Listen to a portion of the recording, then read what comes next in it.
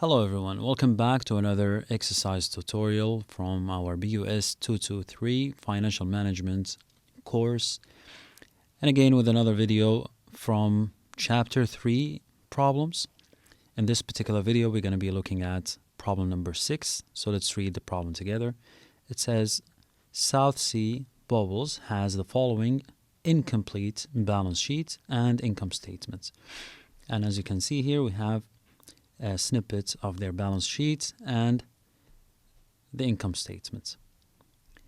And then we have many requirements, so let's go over them one by one. The first one says, what is shareholders' equity in 2015? So going back to the data here at the top, we can see that we do have the total assets for the company of 2000 or by 2015 and 2016, and on the other side we also have their liabilities and shareholders equity for 2015 and 2016, right? And for us to figure out the shareholders equity we need to refer back to the basic accounting equation yet one more time, which if you remember says assets equals liabilities plus shareholder equity or owner's equity, right? So if we want to find the owner's equity, all we need to do is just take the liabilities to the other side of the equation and it will become owner's equity equals assets minus liabilities. Okay? And when we refer to assets and liabilities in the accounting equation, we are specifically referring to total assets and total liabilities, right? And since we have a couple of assets accounts here and a couple of liabilities accounts here, we're going to need to figure out the totals before we start doing our calculations. So what I'm going to do, I'm going to add an extra line here and call it total assets and total liabilities right here. Okay. The total assets in 2015, 800,000 plus 90,000, so that will be $890,000.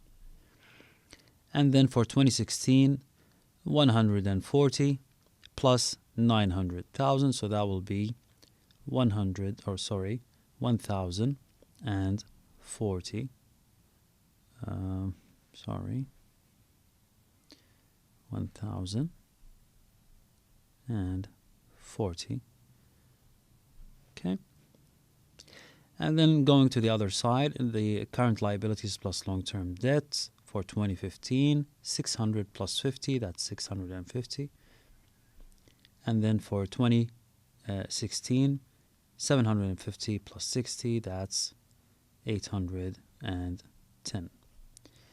And the figures here are in millions, so my apologies. That will make the total assets for 2015, 890 million. For 2016, 1,040 million. And then for 2015, the total liabilities are 650 million. For 2016, 810 million. Okay, so we got these numbers ready. Now we can go ahead and calculate the shareholders' equity for 2015, which is the requirement in Part A. So let's just write A, shareholders' equity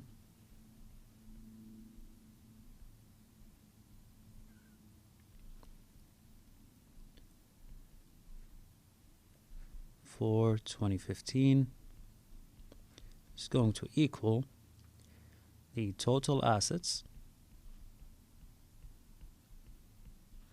minus the total liabilities, of course, for 2015. Okay. So that means shareholders' equity for 2015 is going to be the total assets of 2015, which was 890 million, minus the total liabilities of 2015, 650 million. So 890 minus 650.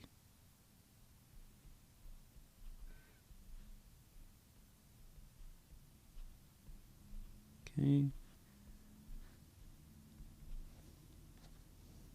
Get our calculators. 890 minus 650, that's 240 million. So 240. And you can either write M or just add your 6 zeros here. This is 240 million. All right. So that's the answer to part A.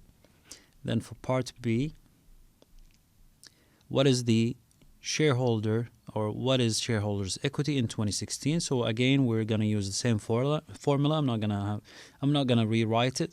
We'll just use the 2016 numbers. So the total assets, 1,040 million minus 810 million. Okay. So shareholders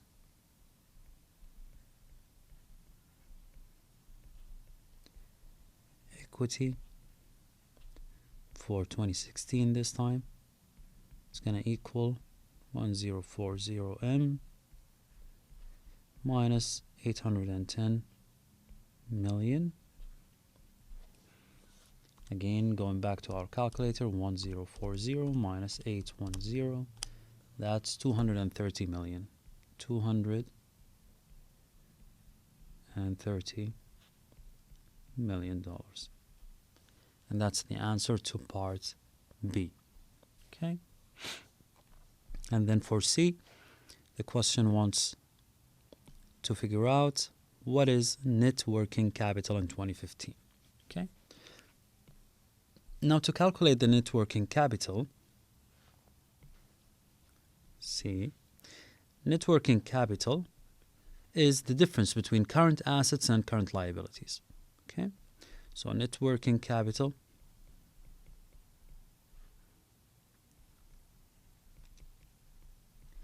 equals current assets minus current liabilities.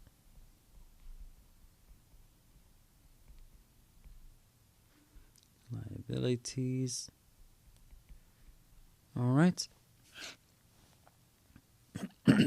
So the net working capital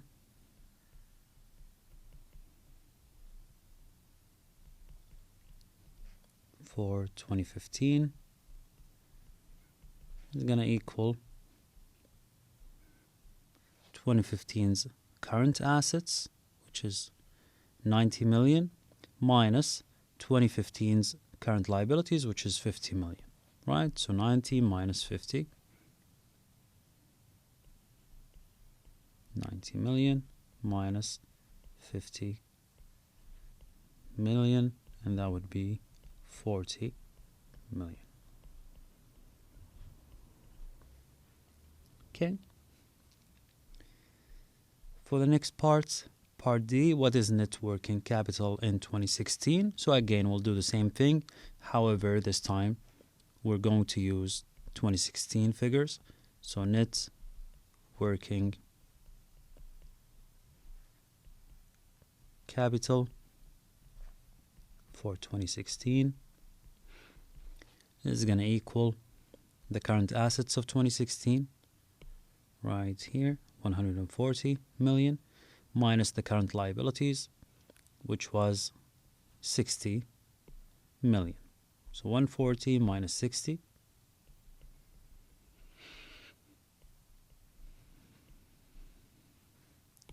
sorry, forgot to put the million.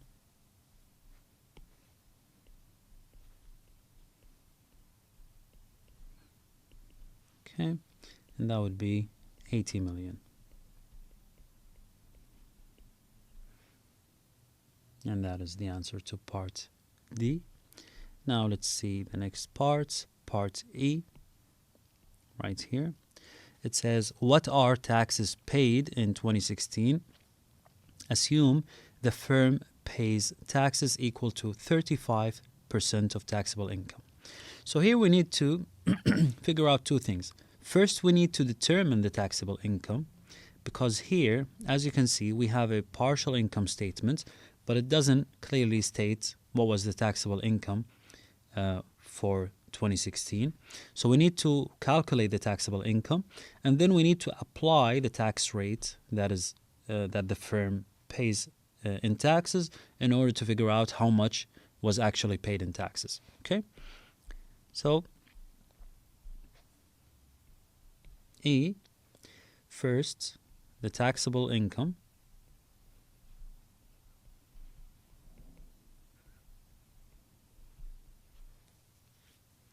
is going to equal the revenue,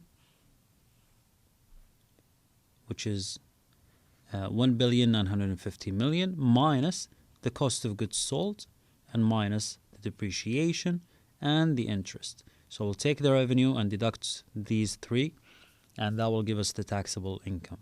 Okay? So revenue 1 billion, or let's say 1950, minus cost of goods sold 1030,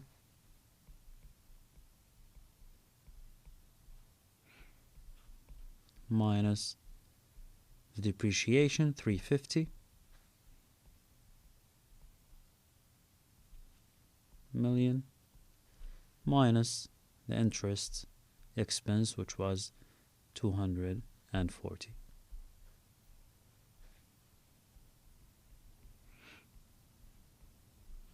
Okay. Bring back our calculators. 1950 minus 1030 minus 350 minus 240. Okay. And that gives us 330 million. That's the company's taxable income. Now we need to figure out the taxes that were actually paid. Okay.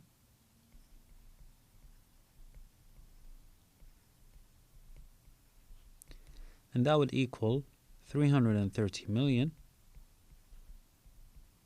which is the taxable income, multiplied by the tax rate that was given to us in the question, which is 35%. So multiplied by 0.35.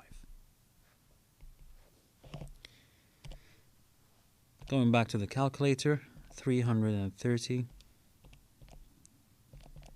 million multiplied by 0.35. That's 1, 2, 3, 4, 5, 6. Okay, so that's 115,500,000. Okay.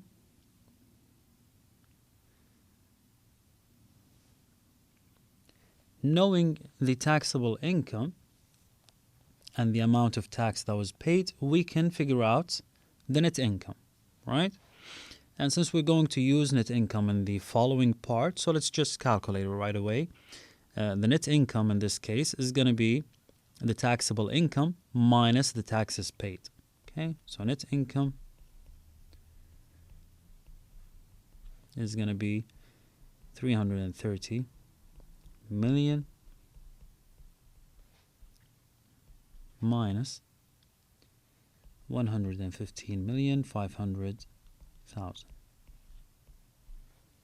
Okay, using our calculators again, 330 million minus our previous answer, so that's 214,500,000. Okay. And that's the answer to part E. Let's go back to the next part, part F. It says, what is cash provided by operations during 2016? Pay attention to changes in net working capital using table 3.4 as a guide. We're not going to worry about the table. We have all the information that we need. We got our net income. Okay, so we can use it as a starting figure, and then we can add back the depreciation, and then deduct whatever the changes in current assets. If we have an increase in current assets, we're going to deduct the increase, or if we have a decrease, we're going to add it back, and then we're going to see the change in liabilities. If we have an increase in current liabilities, then we're going to add that back. All right, so we'll say F net income, which we have calculated in the previous part already, to be 214. Let's put it like so to simplify our numbers. Okay, and then add depreciation back.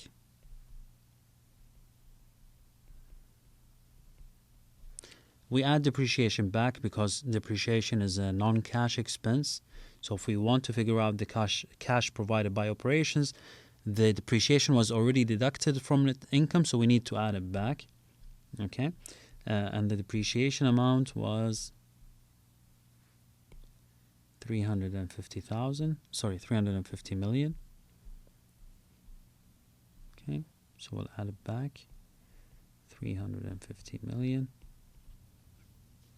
Okay, and then decrease or increase in current assets. I'm going to have to push those a little bit to the side here to give myself a little more space. So what was the change to current assets? Going back to the data, as you can see here, the net assets or the current assets was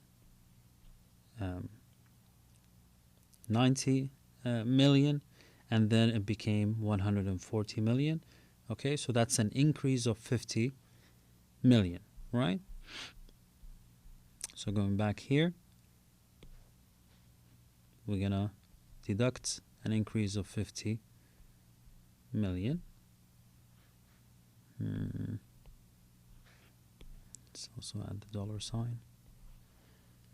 Okay, and finally we're going to add back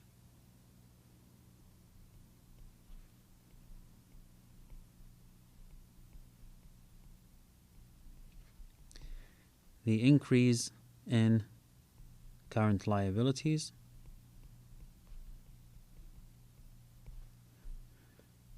and the current liabilities have increased by 10 million, as you can see right here. It was 50 million and then became 60 million. So we're going to add that difference of 10 million. Okay. And that will give us cash provided by operations. Okay. Let's use our calculators. 214.5 plus 350 minus 50. Sorry, this is an increase in current liabilities, so we're going to add the 10 million and not deduct it. My apologies. Plus 10 million. Okay. So that would be 524 million and 500,000. All right. This part might be a little bit confusing if you haven't done much accounting, but basically what we've done here is that we do have the net income. Net income figure comes from the income statement, and in the income statement there's a lot of expenses that are that are not actually paid out in cash, specifically depreciation, right? And because we want to figure out the cash that is provided by operations, which does not really include depreciation because depreciation is a non-cash expense, okay? So if we want to work our way back from net income, we're going to have to add back depreciation because depreciation was already deducted from net income. So we add it back, okay? And then we need to find expenditures or the changes in current assets. If current assets have increased from the previous year to the current year, then we're going to deduct that change or that amount of increase. If it was decreased, then we are going to add back the amount or that change or that difference to our net income figure to get back to or to derive our cash provided from operations. And again, the opposite applies for liabilities, current liabilities. If current liabilities had increased from the previous year to the current year, then we're going to add that increased amount to our net income number to get to the cash provided by operations. If it was decreased, then we're going to deduct that amount of change from our net income. Okay, I hope that clear. If it is not so clear, you might want to refer back to the cash flow statement. Try to understand the operations section of the cash flow statement, and things should become a little bit more clearer. Okay. Now let's move on to the following part, Part G. It says net fixed assets increased from 800 million to 900 million during 2016. What must have been South Sea's gross investment in fixed assets during 2016? Okay. Now here we have a simple formula that we can follow. Part G. We want to calculate the gross investment.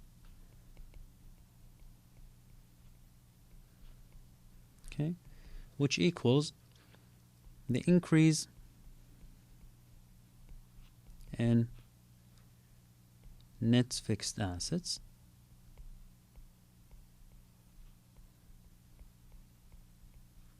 plus depreciation.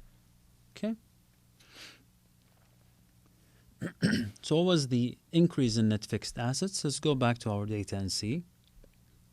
Net fixed assets have increased from 800 million to 900 million. Okay. This information was actually repeated here in the question, right? But you can also find it in the table or in the snapshot of the balance sheet that is provided. Okay, so that means that the increase is the difference. 900 million minus 800 million, that's 100 million. Okay, 100 million plus the depreciation, which was how much? 350 million, right? So 350 million. That is the amount of gross investments and a gross investment that the company have invested in fixed assets. Okay. Finally, Part H. It says if South Sea reduced its outstanding accounts payable by 35 million during the year, what must have happened to its other current liabilities. Okay, now this is an interesting question. What was the current liabilities for the company to begin with? It was 50 million, right? So what the question is saying is that from the current liabilities, a portion of current liabilities is accounts payable, okay? And the company have managed to pay off 35 million worth of accounts payable. So they had this obligation of paying accounts payable back to their suppliers, right? And they managed to pay the amount of 35 million. But at the same time, as you can see, current liabilities have not decreased. It actually increased to 60 million. Okay? So what happened here is, let's say for the current liabilities was 50 million, okay? They managed to pay off 35 million, right? That will leave the company with 15 million. All right? But then this 50 million have became 60 million. How did it get to 60 million? That means that other forms of current liabilities, other than the accounts payable, have increased by the difference. The difference being 60 million minus 15 million, that's how much? 45 million. Okay. I hope that is clear. Let's write it down. What was the letter for this part? H. Okay. So for H,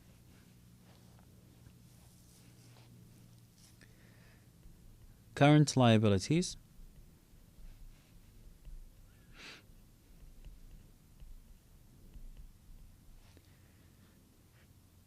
or change in current liabilities equals 60 million minus 50 million, right? That means the change was 10 million.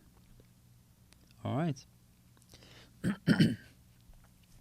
Now, knowing that the company have managed to pay off 35 million worth of accounts receivable out of these current liabilities, okay, that means there's no other explanation for the current liabilities to increase from 50 million to 60 million, okay, except that there are some other forms of current liabilities that have increased, or any whatever other forms of current liabilities have increased by that amount of difference.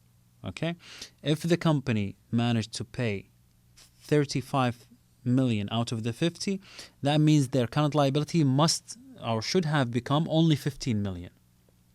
But since we have the following year's current liabilities data saying that it's 60 million, then there must have been an increase of the remaining, or the difference of 45 million.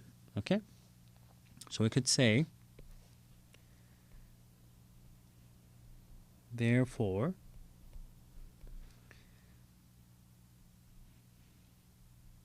other forms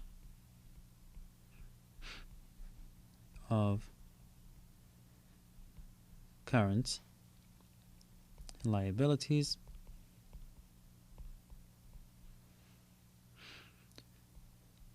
must have increased by 60 million minus the amount that was remaining after paying off 35 million of accounts receivable. So I'm going to open a bracket here and say 50 million minus 35 million. Okay?